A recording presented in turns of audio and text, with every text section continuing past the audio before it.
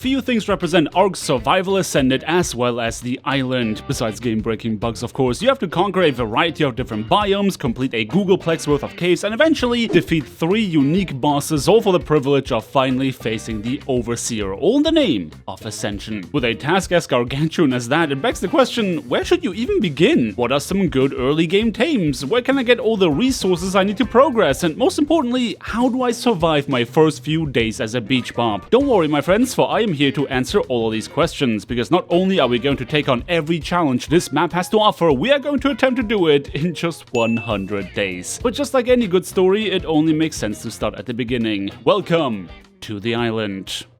Now, the first thing you'll want to concern yourself with is base location. Okay, I mean, you do still need to go around punching trees to make tools and stuff, but nobody survives on the island without a place to call home. As the leader of our tribe, it was my job to make that decision, and I knew immediately that I wanted our base to be within immediate vicinity of a supply crate. It's like building your house in the flight zone of an Amazon delivery drone. But since none of us have ever beaten this map, we didn't actually know the drop locations of any of the supply crates. I mean, I do have 1,000 hours in Survival Evolved, but as far as ARK players are concerned, that's like beating the tutorial. And most of these hours were actually spent on Extinction, so that experience is not gonna help me with my current problem at hand. Either way, whilst I was keeping a lookout for any beacons in the sky, Birdie had a different agenda. Birdie, what are you doing?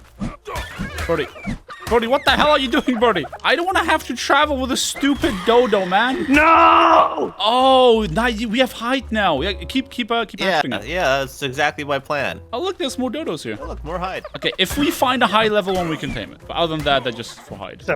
Acceptable. Now, this might seem out of pocket, but there actually is a method to the madness. Besides Birdie just really being into bird-like creatures, taming and breeding dodos is actually not a bad thing to do early on. We can use the eggs to tame a creature that's going to be useful literally all the way until day 100, the Oviraptor. We'll get into why this dino is so useful once we find one. But for now, just know that we had already decided to want to stay somewhere in this vicinity, so between rounds of hitting rocks, we went about taming any high-level dodos we could find. And of course, disposing of any that did not meet our criteria. My own first tame was actually supposed to be a moss chops. They make for great early game fiber and berry farmers and can be ridden without a saddle. However, they can also be really picky about the kind of food you have to stuff into them in order to tame them. But none of that really mattered because the boys had already decided that they wanted to tame something else. This better be good.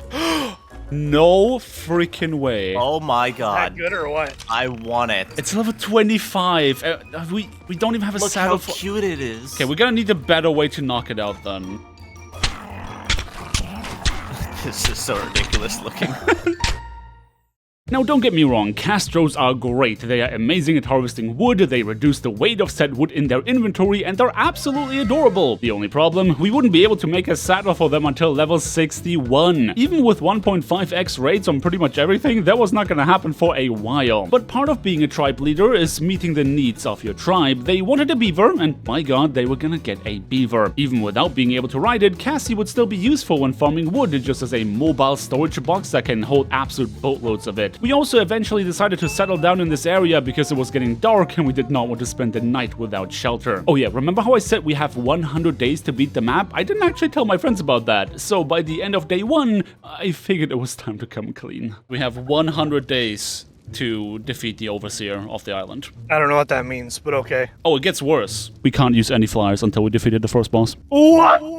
As a means of making things more interesting, and because people usually do the 100 days challenge solo, I decided to spice things up. We would not be allowed to use any flyers until we defeated the first boss, no cryopods until we destroyed the second boss, and, well, by the time we killed the third boss, the challenge is almost over, so it really didn't make sense to add any more stipulations. Point being, things were not gonna be easy, even with an entire tribe of idiots taking on this challenge. Speaking of challenge, in the early hours of day 2, we just so happened to stumble upon not one, but 2 Dinos. These tickle chickens might look funny at first, but they're pretty much the T-Rexes of the herbivore kingdom, and as such, not to be messed with this early on. We had to pack things up and fast. Our only means of escape was building a raft, and placing everything we owned on top of it was being stalked by these monsters, which was a great idea until our boat got stuck.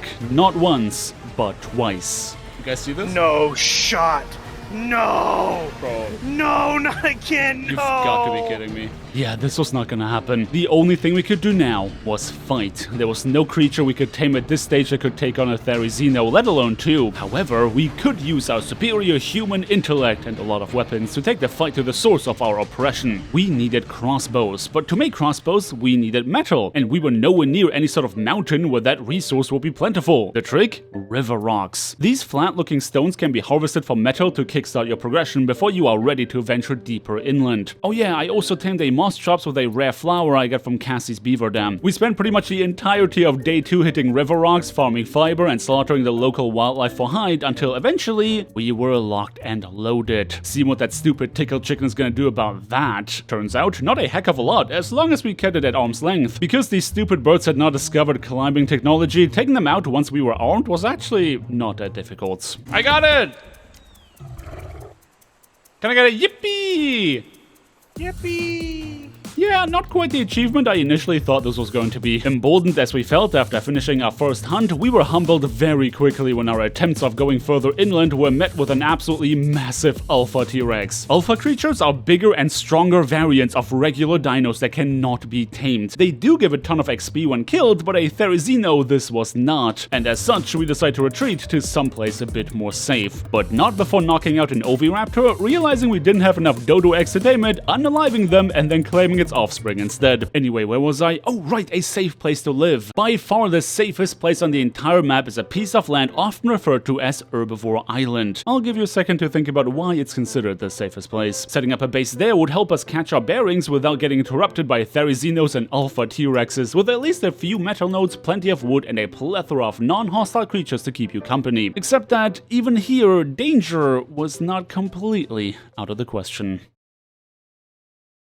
Why is this truck attacking us? It's gonna take me a hot second to get there. Oh no, all the Damn. trucks are attacking me! What'd you do, Birdie? I don't know, I didn't do anything! I can't believe I leave you alone for like 15 seconds. You're already starting. I didn't do anything! I don't Yeah, know why what? he started attacking. These things don't just. The whole reason we're here is because they don't just randomly attack. I know, I'm just as confused as you are! As it turned out, the threat of our own stupidity was ever present, but once the trike incident had been taken care of, we could go about getting a foothold on this island. We spent the entire rest of day 2 as well as the majority of day 3 just harvesting and building to create a place we could call home. Though special attention was given to the raft. Since we didn't have any flyers to make use of, we needed a different mode of transportation. And what better way to travel than on a mobile home?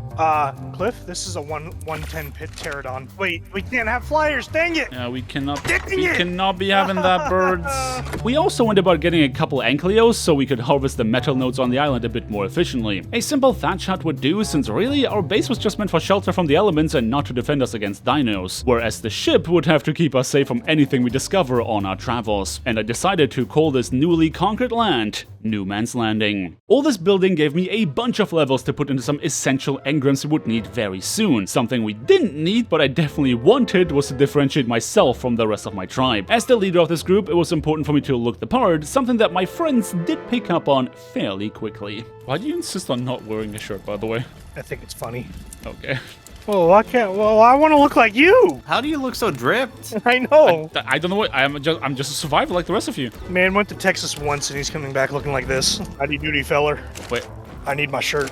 Oh my god! This town ain't big enough for the both of us. Well, this town barely big enough for the one of you, Jesus Christ. Yeah, so much for me trying to differentiate myself. Either way, we had a lot of work to do. All of day 4 was spent getting more tames and collecting even more resources to finish our houseboat, as well as the base at New Man's Landing was also working towards some vital upgrades. You see, where we wanted to go, our primitive crossbows definitely would not cut it. We wanted to get our hands on some fairly powerful creatures, and to subdue these beasts, we would need to pack more heat. I'm talking about some rifles. Since both Birdie as well as Brandon are American, I figured it made sense to bestow the honor of our first firearm upon the two of them, which they promptly decided to test out on the local wildlife, chasing a Bronto like the big game hunters that they are. How you liking it, boys? I love it. Oh yeah, I'm gonna go kill a T-Rex now. They are naturals, and Birdie was not wrong. If there's an herbivore island, that means there must also be a carnivore island. All we needed now was to grab some crystal from a nearby cave to finish the final piece of our prep. a fabricator. This would allow us to create even more advanced tools, weapons, and machineries, provided we can get our hands on the materials to craft them. Materials which would be more abundant in the northern half of the map, so we made way towards more bountiful lands. Just that with more bounty also comes more danger. As we passed by the eastern swamps, we found ourselves chased by a couple of Sarkos. Whilst the first one was easily disposed of by virtue of it being level 10 and us having, well, guns, the second one was a bit more feisty, prompting me to want to check its level. No, there's another one. Level 115! Don't kill it! Do not kill, that's a high level. Okay, what are we doing? What are we doing? Damn, it's destroying everything. Oh, God. Okay, need to get to land. Ow. Damn, attack something else, please. It's attacking me. Hold on, I'm gonna aggro it. Crap. It's on lane. It's on lane. Excellent. Use the tranks. Tranks. I don't have any. This is all you guys. I have 52. How is it dealing so much damage?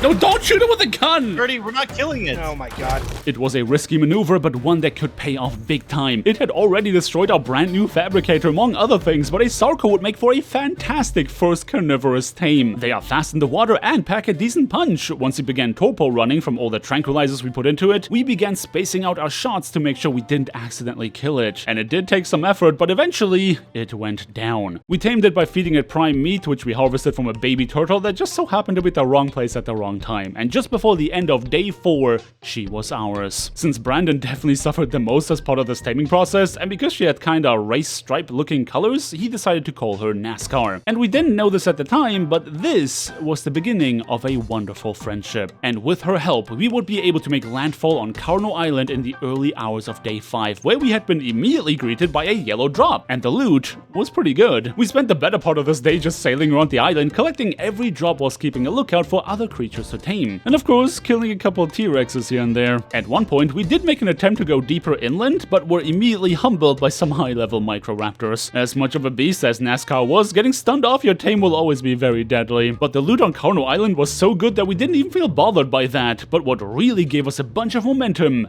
was this. We got a ballista turret. What? What? A toilet. Oh my god, we got a artifact toilet! cool. Oh my god! So what is the actual Benefit of a toilet. I need to show you why this is a game changer.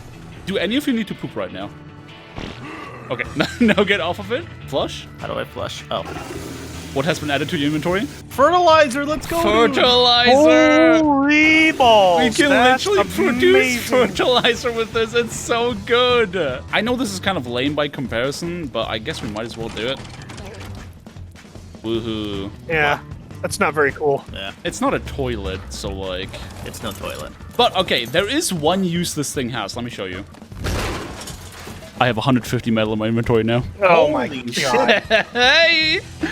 Okay, someone needs to take this off me because I'm encumbered. We were on the up and up. Toilets are notoriously expensive to craft in the early game, but once acquired, you can set up an entire farm to grow all the crops you need for any potion, buff food, or kibble. The days we spent preparing in peace definitely paid off because now we got to catch up on all the supply crates we never got to pick up. Lord knows we needed that loot because without a flyer, collecting supply drops would be rather difficult. At the end of our day, we collected a bunch of high-tier equipment as well as an ascendant crossbow with over 200% damage. All of our tames survived, we brought along another Oviraptor, and NASCAR got a whole bunch of levels for all the T-Rexes she ate along the way. With that kind of a head start, the Overseer doesn't stand a chance. But this is it for our story here today. If you enjoyed what you have seen, likes and comments always go a long way, and of course, make sure you subscribe to not miss out on our next adventure on the way to day 100. But until then, thank you everybody so much for watching, and until next time, peace.